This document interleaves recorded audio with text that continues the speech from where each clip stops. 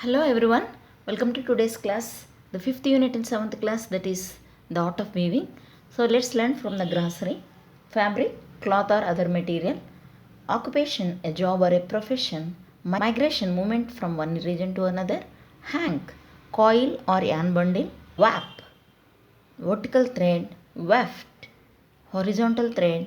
Pern, a rod onto which weft thread is wound for use in weaving. Radiance, glowing brightly or shining. Extension, stretching out. Knotting, tying.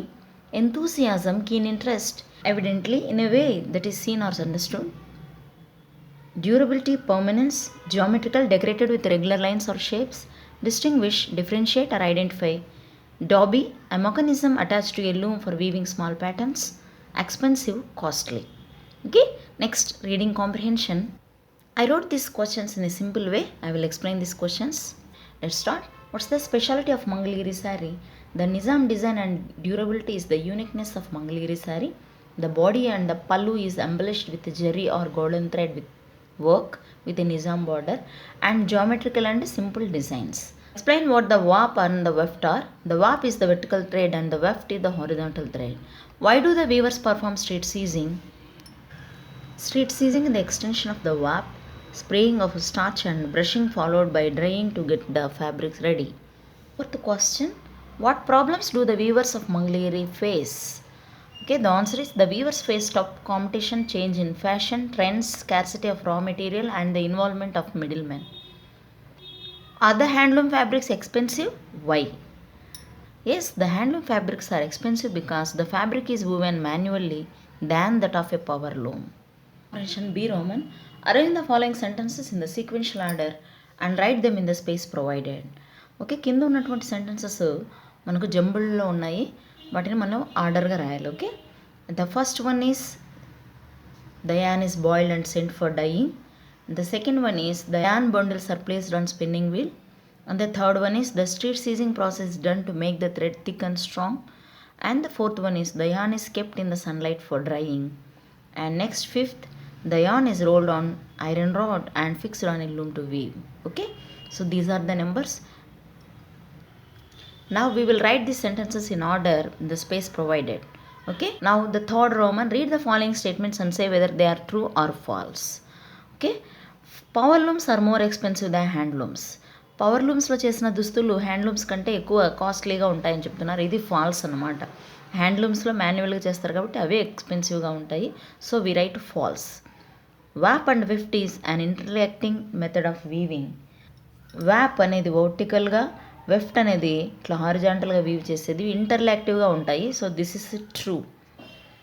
వాప్ refers to the horizontal threads on woven cloth. Warp అనేది మనకు vertical అనమాట, కానీ ఇక్కడ horizontal అని ఇచ్చాడు. So this is false. Okay, Nizam border is a unique feature of Mangalagiri sari. Okay, మనకు మంగళగిరి శారీలో Nizam border అనేది కొంచెం స్పెషల్గా ఉంటుంది. So it's true. Mangalagiri is a small town in Vijayawada district. Okay, Mangalagiri అనేది విజయవాడ డిస్టిక్లో స్మాల్ టౌన్ అన్నాడు. ఇది ఫాల్స్ అన్నమాట, ఎందుకంటే ఇది Mangalagiri is located in Guntur district. Okay, correct the false statements and write them here. Okay, so 1 2 3 we have 3 false statements. వీటిని correct చేసి రాయాలి. So power looms is more expensive కాడ మనం ఏం చేయాలంటే హ్యాండ్లూమ్స్ ఆర్, ఇక్కడ పవర్ లూమ్స్ ప్లేస్లో హ్యాండ్లూమ్స్ పెట్టి పవర్ లూమ్స్ ఇక్కడ పెట్టేసి మనం సెంటెన్స్ అనేది ఇక్కడ రాయాలి. ఓకే, సో ఇక్కడ ఈ వ్యాప్ రెఫర్స్ టు హారిజాంటల్ థ్రెడ్స్ అన్నాడు. హారిజాంటల్ ప్లేస్లో మనం వర్టికల్ పెట్టేసి ఆ సెంటెన్స్ ఇక్కడ రాయాలి. నెక్స్ట్ విజయవాడ ప్లేస్లో గుంటూరు పెట్టేసి ఈ సెంటెన్స్ ఇక్కడ రాయాలి. Okay, so we have to correct these sentences like this. vocabulary, match the following sentences denoting their profession or trade. Okay, denoting their profession or trade, వాళ్ళు చేసే వ్యాపారాన్ని బట్టి, వృత్తిని బట్టి మనం మ్యాచ్ చేయాలి. A person who makes pots it's a potter. A person who weaves fabric is a weaver. A person who goes from place to place to mend pots, pans, etc. he is a tinker. A person who makes furniture is a carpenter. A person who carves stones into idols is a sculptor. A person who sells flowers is a florist. Read the following. Today I helped my mom in the kitchen. I carefully cut the vegetables and my mom slowly placed them into the boiling pot of water. Next, mom quickly browned the onions while I patiently peeled off the potatoes. Immediately, my mom deeply fried the potatoes also. I eagerly waited for my next job, which was to gently sprinkle spices into the vegetable soup, but I accidentally poured too much cumin. I quietly told my mom my mistake, and she sweetly told me that initially we made such mistakes. Gradually, you would be out of the confusion. Okay? In the above event, there are many words endly with the ly. They are adverbs. They are formed by adding ly to adjectives. Okay? So, adjective plus ly equal to adverb. For example, approximate is an adjective, and when we add ly, approximately is an adverb. Okay, so ఈ పై పారాగ్రాఫ్లో మనకు gently, quickly, deeply, quietly ఇలాంటి words ఉన్నాయి. ఎల్వైతో ఉన్న words అన్ని adjectives అంటారు. So అడ్జెక్టివ్కి మనం LY add చేయడం వల్ల అది అడ్వర్బ్ అవుతుంది.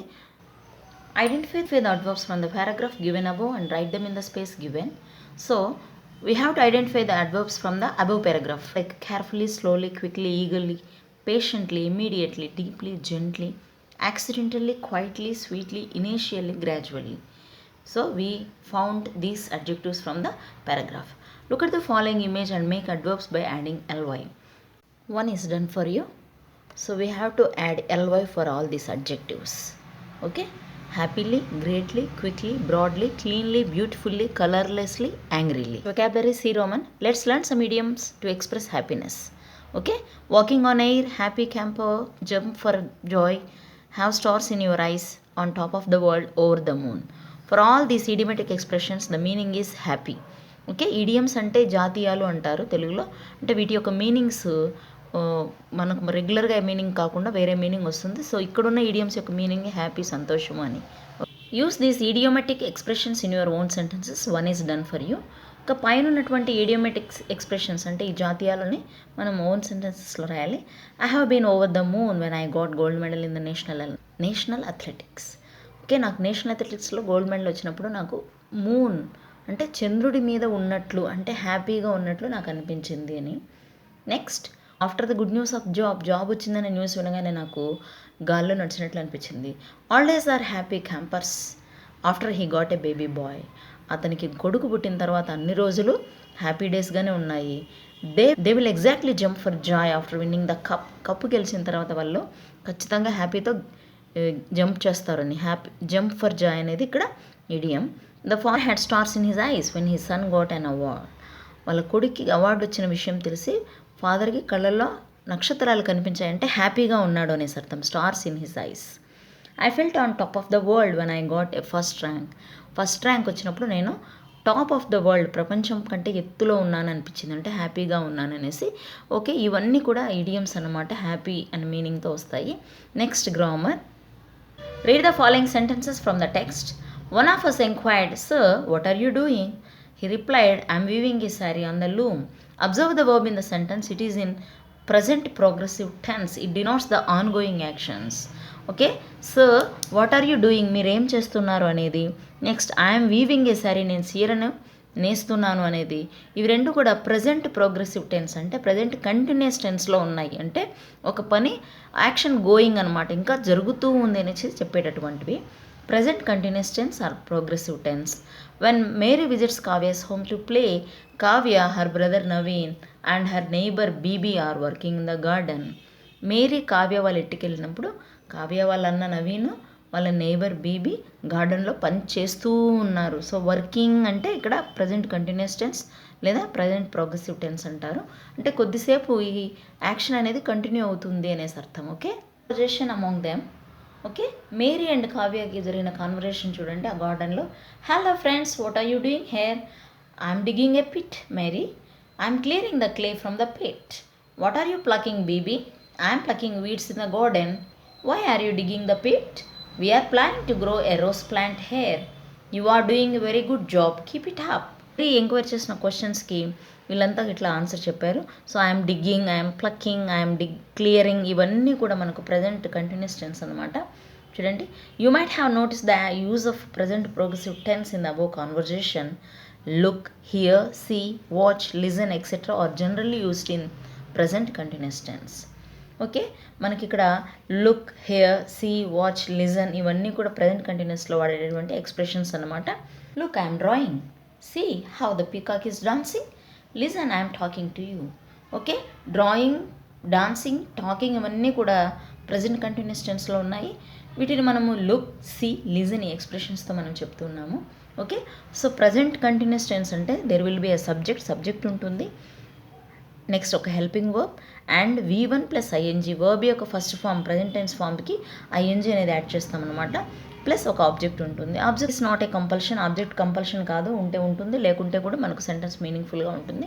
అండ్ ఎక్స్ట్రా ఇలాంటివి ఎక్స్ప్రెషన్స్ కూడా ఉంటాయి. Okay, so let's start this table. Frame as many as sentences as you can from the following table. కింద ఉన్న టేబుల్ నుంచి ఎన్ని వీలైతే అన్ని సెంటెన్సెస్ మీరు ప్రిపేర్ చేయండి అంటే, so these are the persons or subjects. ఇవి మనకు subjects. I, we, you, he, she, it, they. So I we use am for I, am. Okay, and for third person singular he, she, it we use is. And for first person plural we, second person you, and third person plural they we use are. Okay, if we differentiate like this, మనం first ఇలా identify చేసుకున్నాం అనుకోండి, helping verb ఏమొస్తాయి, ఐకి yam, we, you, దేకి are అనే helping verb వస్తుంది, he, she, ఇట్కి is వస్తుంది. ఇవి మనం చెప్పేసుకున్నాం అనుకోండి, చాలా ఈజీ అనమాట ఇంకా సెంటెన్సెస్ రాయడము. Next we have the verbs like this, making, cutting, weaving, folding, boiling, writing. ఇవన్నీ కూడా ఉన్నాయి. ఇవి హెల్పింగ్ వర్బ్స్ అనమాట, యామ్, ఈజ్, ఆర్. నెక్స్ట్ ఇవి extra expressions. Okay, for example ఐఎమ్తో మనం సెంటెన్స్ రాసామనుకోండి, I'm making sweets for me, positive sentence.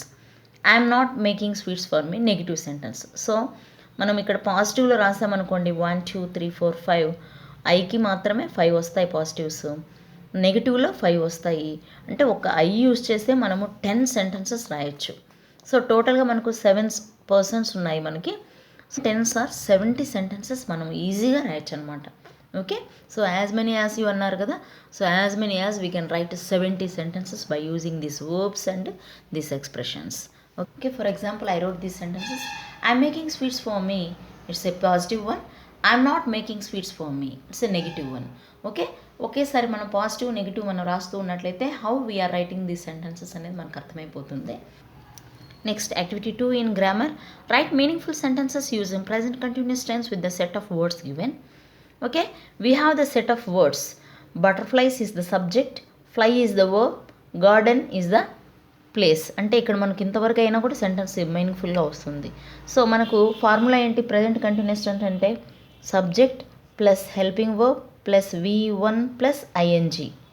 Okay, next object అనేది ఉంటుంది. ఆబ్జెక్ట్ అనేది నాట్ కంపల్షన్, ఉంటే ఉంటుంది, లేకుంటే లేదు.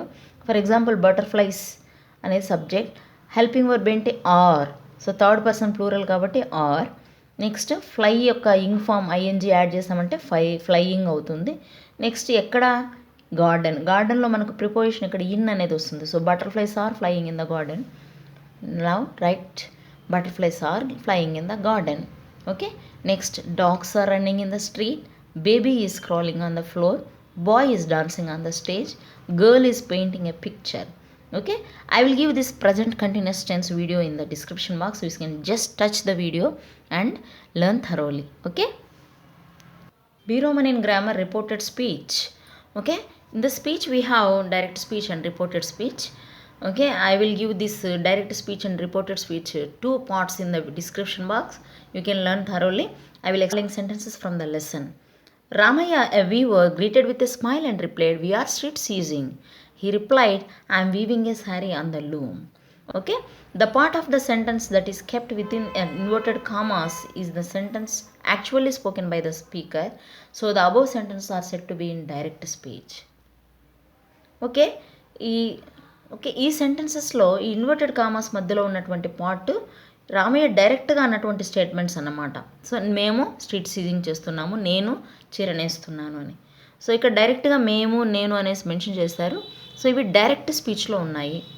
When the same sentences are told by someone other than the speaker, they are set to be in indirect speech or reported speech.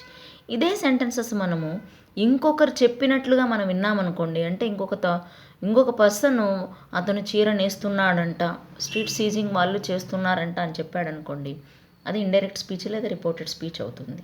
For example, Ramayya a weaver greeted with a smile and replied that they are street seizing. Okay, ఇక్కడ we are అనేది indirect స్పీచ్లో that they are street seizing అనేది మారిపోయింది. చూడండి, this is direct speech and this is indirect speech. He replied that he was weaving a sari. ఇక్కడ డైరెక్ట్గా I am weaving a sari ఉంది, ఇక్కడ that he was weaving a sari, అతను నేస్తున్నాడంట. ఐ అనేది హీగా మారింది. This is in direct speech and this is in indirect speech. Okay, let's observe the underline words in the above sentences. ఈ సెంటెన్సెస్లో ఉన్నటువంటి వర్డ్స్ని మనం గమనిస్తాం. Used as conjunction. Okay, so indirect స్పీచ్లో మనం అసర్టివ్ సెంటెన్స్కి దట్ అనే కంజంక్షన్ యూజ్ చేసేసి మనం రాస్తాము. Are in the sentence 1 has become were and am weaving in the sentence 2 has become was weaving. Okay, are అనేది వర్ గాను, యామ్ అనేది వాజ్ గాను మారిపోయింది. Pronoun we in the sentence has become they, I in the sentence 2 has become he. Okay, ఇక్కడ pronouns we అనేది they గాను, I అనేది he గాను మారిపోయింది. ఓకే, సో డైరెక్ట్ నుంచి ఇండైరెక్ట్ స్పీచ్లో మార్చేటప్పుడు మనం ఇవన్నీ కన్సిడర్ చేసుకోవాలన్నమాట. ఓకే, సో దట్ అనేది యూజ్ చేయాలి, పర్సన్స్ని ఇలాగా చేంజ్ చేసుకుంటూ, వర్బ్ని ఈజా వాజా ఆరా వరా అని చేంజ్ చేసుకుంటూ రాయాలి. Now read the following conversation and complete the passage that follows. Okay, so ఈ కింద ఉన్న కాన్వర్జేషన్ని మనం డైరెక్ట్ ఇండైరెక్ట్ స్పీచెస్తో మనం కంప్లీట్ చేయాలి. Okay, along with 5 persons I have to work in each stage to weave a sari. ఒక చీర నేయడానికి 5 నేను ఒక్కొక్క స్టేజ్లో 5 personsతో పాటు పనిచేయాలి. Okay, we are happy to learn from you. మేము మీ దగ్గర నుంచి నేర్చుకోవడానికి చాలా హ్యాపీగా ఉన్నాము. ఇప్పుడు ఇది చూడండి, the weaver told the students that along with 5 to 6 persons he had to work in the each stage to weave a sari. ఇక్కడ చూడండి, వీవర్ స్టూడెంట్స్తో అన్నాడు, అది ఇక్కడ రాసాం. వీవర్ టోల్డ్ ద స్టూడెంట్స్ అని దట్ అనే కంజంక్షన్ యూజ్ చేస్తాం. ఏం చెప్పాడు అనే దగ్గర మనం 30 పెట్టి అలా persons, that means 5 to 6 persons. I అంటే ఎవరు ఇక్కడ? వీవర్, కాబట్టి మనం ఇక్కడ హీ అనేది పెట్టాం. హ్యావ్ అనేది పాస్ట్ టెన్స్లో హ్యాడ్గా మారుతుంది, కాబట్టి ఐ అనేది హీగాను, హ్యావ్ అనేది హ్యాడ్గాను మారింది. He had to work in each stage to weave a sari. Okay, next students ఏమన్నారు వీవర్తో? We are happy to learn from you అన్నారు. సో ఇక్కడ సెంటెన్స్ చూడు, and the students replied him, సమాధానం ఇచ్చారు కదా, థ్యాంక్ యూ మేము హ్యాపీగా ఉన్నామని. సో ఇక్కడ టోల్డ్ కాదు, రిప్లైడ్. ఓకే, వి అంటే ఎవరు ఇక్కడ? స్టూడెంట్స్, ప్లూరల్ ఫామ్ కాబట్టి దే. అయితే ఈ గ్యాప్ దగ్గర మనం కంజంక్షన్ అనేది దట్ అనే కంజంక్షన్ యూజ్ చేస్తాం. దట్, వి అంటే దే, ఆర్ అనేది వర్గా మారుతుంది. Okay, so they were very happy to learn from him. Okay, so sentence ఏమగా మారింది చూడండి, the weaver told the students that along with 5 to 6 persons he had to work in each stage to weave a sari and the students replied him that they were very happy to learn from him. Okay, ఈ విధంగా direct indirect speech మారుతాయి. ఈ videos నేను description బాక్స్లో ఇస్తాను. కొంచెం description బాక్స్లో link touch చేయగానే మీరు వీడియోస్ వస్తాయి, క్లియర్గా నేర్చుకోండి. Okay, next grammar C Roman. Observe the position of the objects things in given picture. Okay, we have to observe this objects in the picture. ఈ సీనరీలో మనకు క్లాక్, ఫ్రిడ్జ్, టేబుల్, కార్ ఇవన్నీ observe చేయండి. Now read the following sentences, tick the suitable preposition. Okay, ఇక్కడ prepositions అనమాట. Prepositions అంటే మనకు పేరులోనే ఉంది, పొజిషన్స్ని తెలిపేవి, ప్లేస్ని, టైంని తెలిపేటివి. ఓకే, ముఖ్యంగా the fridge is between or among the door and the clock. Fridge is door and the clock, క్లాక్కి డోర్కి మధ్యలో ఉంది. సో ఇక్కడ అమాంగ్గా బిట్వీన్ ఆన్సర్ అంటే between correct answer. Why? Because 2 objects, ఏవైనా 2 వస్తువులు అని చెప్పడానికి మనం బిట్వీన్ వాడతాం. More than 2 objects we use among, 2 కంటే ఎక్కువ వస్తువుల మధ్య అని చెప్పడానికి అమాంగ్ యూజ్ చేస్తాం. ఓకే, ఇక్కడ 2 ఆబ్జెక్ట్స్ మధ్యలో అన్నప్పుడు బిట్వీన్ యూజ్ చేస్తాం. So the clock is before or on the wall. So clock ఎక్కడుంది అంటే ఆన్ ద వాల్, గోడ మీదనే ఉంది అని చెప్పొచ్చు, కాబట్టి మీద అనే answer on. The car is before or under the table. Car ఎక్కడుంది? టేబుల్ కింద, సో కింద అనే మీనింగ్ వచ్చేది under. The chair is placed against or before the table. Before అంటే ముందనే, టేబుల్ ముందు వైపు ఉంది కాబట్టి so before is the right answer. The books are in the shelf, shelf లోపల బుక్స్ ఉన్నాయి, so in is the right answer. So we have learnt direct indirect speech, present continuous tense and prepositions in this video. Okay, to make lengthy videos because it's not very good for eye health. కళ్ళకు మంచిది కాదనమాట lengthy videos చూడడము. Plus radiation కూడా ఎక్కువ form అవుతుంది. కాబట్టి నేను glossary, reading comprehension, vocabulary and grammar మాత్రం ఈ వీడియోలో ఇస్తున్నాను. I will give you the writing part, talking time, fun time extra in the next video. Okay, do watch my videos. If you like my video, subscribe my channel, like and share this video to your friends and family members. Thank you.